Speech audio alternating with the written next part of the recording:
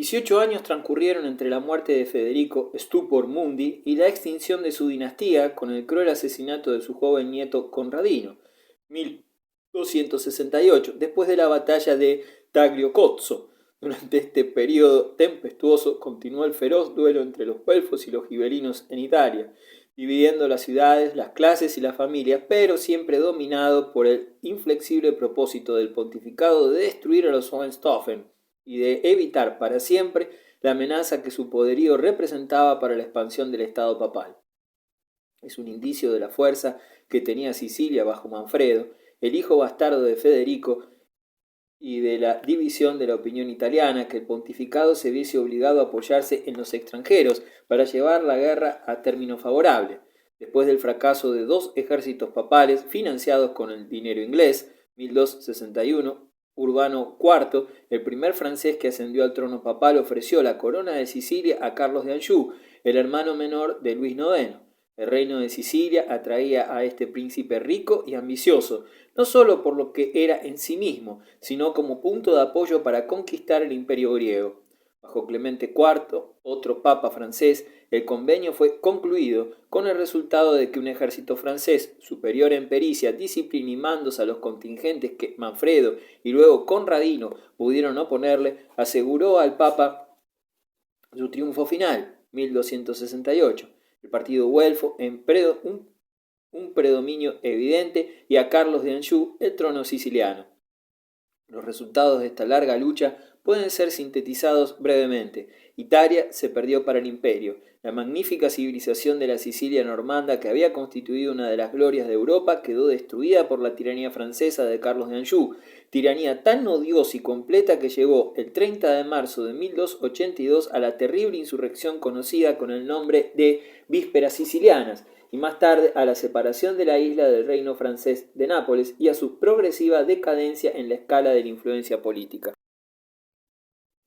Otra consecuencia de la expulsión de los angevinos de Sicilia fue la conquista de la isla por Pedro III el Grande de Cataluña-Aragón, emparentado con los últimos Hohenstaufen, apoyado por el pueblo de Sicilia y que fue el punto de partida para la política imperial catalana en el Mediterráneo y más tarde de la influencia española en él. Las tropas francesas, que habían sido llamadas por el Papa para dar el golpe final a los Hohenstaufen, expulsaron a los mercenarios y oficiales alemanes que eran el principal apoyo del sistema imperial en Italia, haciéndolos retirar al norte de los Alpes. Pero aunque esto constituyó un servicio efectivo, la causa de la libertad no avanzó gran cosa, con las guerras incesantes que eran a la vez la plaga, la diversión y el pasatiempo de Italia, hizo su aparición uno de los caracteres típicos de la vida italiana, el despotismo civil, a menudo cruel y opresor, pero a menudo distinguido por un ilustrado patronaje de la literatura y de las artes. Sicilia, bajo los reyes de la dinastía catalana, alcanzó más tarde días de paz y de gobierno estabilizado y justo.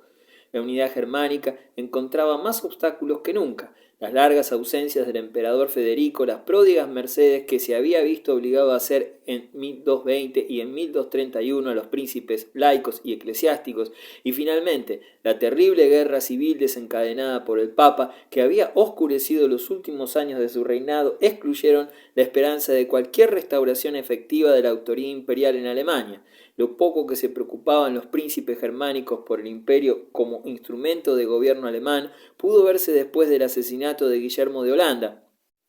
en 1256, por una serie de circunstancias que no han sido suficientemente aclaradas. La elección del rey de los romanos había sido entonces atribuida a un colegio de 7 electores, 3 eclesiásticos y 4 laicos. Para aquellos cínicos dignatarios nada era más deseable en el candidato a la corona romana que el ser un absentista extranjero, rico y negligente, conocedor del valor del voto alemán y dispuesto a la vez que capaz para pagar su precio. Los electores se hallaron divididos y la mayoría se decidió por Ricardo de Cornels, el hombre más rico de Inglaterra, mientras que la minoría designó a Alfonso de Castilla, nieto por su madre de Felipe de Suabia y favorito de Francia y del pontificado. Cada uno de estos príncipes fue declarado elegido en debida forma como rey de los romanos por sus partidarios. Del inglés puede decirse por lo menos que sus primas fueron considerables, que gastó su dinero como un príncipe manirroto del que mucho se podía esperar y que se hizo bienvenido en las ciudades renanas. El castellano se dejó convencer prudentemente para que se quedase en Castilla. La elección demostró que los príncipes germánicos estaban firmemente decididos a no tener sobre ellos ningún rey fuerte y a tratar el mayor instrumento del patronaje secular de Europa como un motivo de lucro privado y de intriga internacional. La terrible anarquía que prevaleció en el país bajo el gobierno fantasma de aquel absentista inglés pudo despertar la duda de si los verdaderos intereses de Alemania eran bien servidos con su costosa asociación con el Sacro Imperio Romano. Al morir en 1271 Ricardo de Cornell, pudieron fácilmente los alemanes poner fin al imperio y tratar de fundar un fuerte Estado alemán, según el modelo de sus vecinos franceses e ingleses. El conservadurismo, el orgullo y el egoísmo de los electores se interponía en ese camino. La cuestión de poner fin al imperio no llegó a suscitarse. Después de 2 años sin rey, los electores escogieron a Rodolfo de Habsburgo, un noble suizo del Argó considerado como inofensivo, pero que estaba destinado a ser el fundador de aquella famosa dinastía a cuyos errores políticos los críticos prusianos atribuyen la separación de Holanda y de Suiza del imperio alemán, la catástrofe de la guerra de 30 años y el haber desencadenado la gran contienda de nuestro siglo que derrumbó los imperios prusiano y austríaco. En este periodo oscuro y agitado de la historia alemana solo hay 2 puntos luminosos: las ligas de ciudades formadas en el Rin para el mantenimiento de la paz y en el Báltico para impulsar el comercio, y el continuo avance de la civilización germánica en el este, hacia Silesia, Bohemia y Prusia, en este último lugar a expensas de la ruda y primitiva raza prusiana de origen eslavo. La victoria papal fue ganada a costa de una cosa: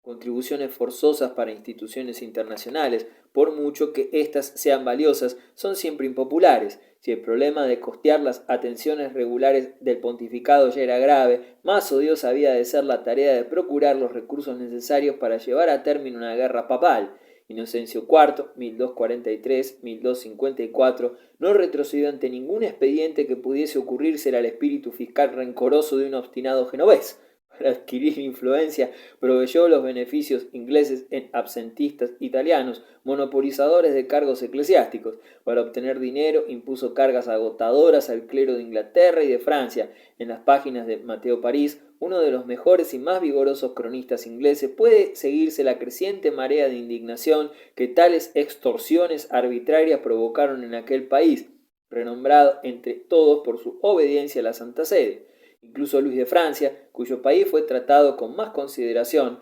recordó al Papa en una grave carta de protesta que quien aprieta demasiado hace manar la sangre. El clero inglés apeló en 1246 ante un concilio general. Aunque la plenitud del poder papal era todavía indiscutible, el viejo espíritu de adhesión y reverencia había cedido ante el temor y la desconfianza.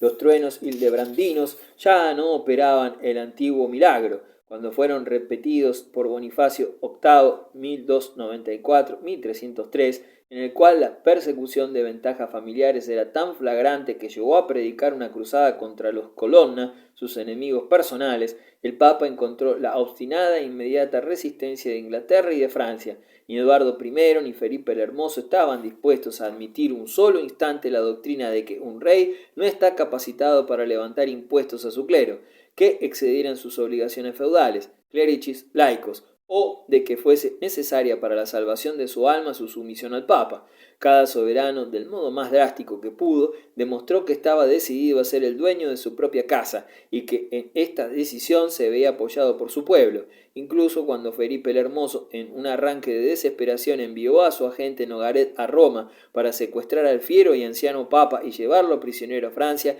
no se oyó un solo murmullo de protesta entre los súbditos del rey cristianísimo. 6 años después, 1309, el gascón Bertrand de Got, mejor conocido con el nombre de Clemente V, habiendo sido elegido papa con la influencia francesa, trasladó su residencia a Aviñón e inauguró el vergonzoso capítulo de la historia papal en el que los papas obedecieron las órdenes del rey de Francia. Capítulo 25. El pensamiento católico. A principios del siglo XIII, el edificio de la fe cristiana en Occidente todavía conservaba los moldes que había recibido de la mentalidad de San Agustín. La ciudad de Dios se levantaba en contraste con la ciudad de los hombres, la eternidad contra el tiempo, la perfección contra el pecado. Solo el clero, al realizar el milagro de sus funciones sacerdotales, participaba de la bendición de los ángeles, pero a medida que el siglo avanzaba se hacían sentir nuevos movimientos intelectuales y espirituales. Hombres de muy distinto temperamento y de muy distinta mentalidad comenzaron a sentir que los agudos contrastes del gran padre africano podían acaso no ser tan absolutos, que incluso al hombre caído podría serle concedido que llegase a alcanzar la perfección en la tierra, que el espíritu era más importante que las instituciones externas y la fe y el intelecto que los sacramentos o los formulismos de la Iglesia. ¿Acaso no había proclamado Joaquín de Flora, el visionario calabrés muerto en 1202, que la etapa final de la historia del mundo iba a abrirse pronto, cuando la iglesia papal, que pertenecía a la edad del Hijo, cediese su puesto a la iglesia espiritual que correspondía a la edad del Espíritu Santo, en que los papas, sacerdotes y sacramentos serían innecesarios y en que el Espíritu Santo llenaría todos los corazones? Creados por el entusiasmo del movimiento franciscano, tales sueños se difundían por Italia, despertando entre los fraticelli las esperanzas más vastas y más apasionadas. Los filósofos, recorriendo un camino distinto, llegaban a conclusiones igualmente peligrosas para el orden sacerdotal. Aristóteles fue conocido plenamente y estudiado más de cerca por primera vez en Occidente, gracias a las traducciones de los judíos musulmanes de España, transmitidas por la Escuela de Traductores de Toledo, y llegó a constituir la más seria preocupación de la Universidad de París. Aristóteles, que creía en la eternidad del tiempo, en la mente increada y en una divina inteligencia que operaba en el hombre. Así tenemos a entusiastas aristotélicos como Sigerio de Brabante y su escuela, manteniendo proposiciones tan atrevidas como la de que el intelecto humano es eterno y la fuente de aquellas perfecciones que le han sido permitidas al hombre, así como que un hombre dirigido hacia el conocimiento está preparado eternamente para la bienaventuranza. No es extraño a ello tampoco la influencia del racionalismo de Averroes, el más grande de los aristotélicos arábigo-españoles, que alcanzó inmensa influencia en la filosofía europea medieval, incluso en Santo Tomás y en Rogerio Bacon. Estas doctrinas, la una sosteniendo la propia suficiencia de la fe individual y la otra la suficiencia propia del intelecto individual, chocaban con la esencia de la autoridad y la disciplina papales. Ambas fueron vencidas por las fuerzas de la ortodoxia, el espiritualismo de los Fraticelli, la metafísica y la psicología de Aristóteles fueron captadas y uncidas al carro de la Iglesia, pero porque la crisis fue dominada de momento, porque los doctores de París, 1277, condenaron las especulaciones de Sigerio y porque los teólogos estaban dispuestos a enseñar que Aristóteles era compatible con la fe, no debe imaginarse que la gran apertura y la gran agitación de la inteligencia humana que caracterizan el siglo XIII era cosa de importancia secundaria. La crisis era grave, el intelecto europeo estaba en marcha, la delicada conciencia de los hombres de mentalidad espiritual había sido removida, nunca la autoridad papal había sido retada tan vivamente. Muchos de los antecedentes de la Reforma parecían visibles y si la Guerra de 100 años no hubiera surgido, deteniendo el desarrollo espiritual de Europa y haciendo retroceder el progreso de la cultura en los países más adelantados de Occidente, las fuerzas que tendían a la libertad en la educación y en la política hubieran conquistado nuevas fronteras en la dirección de su avance.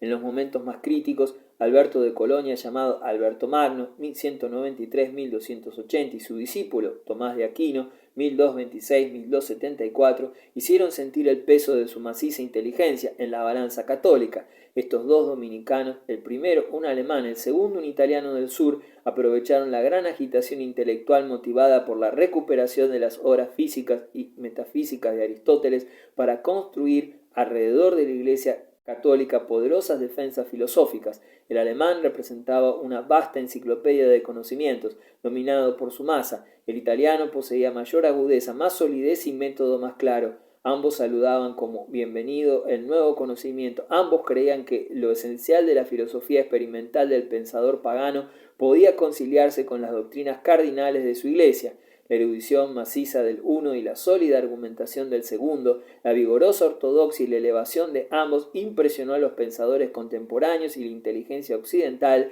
capituló ante su ataque combinado.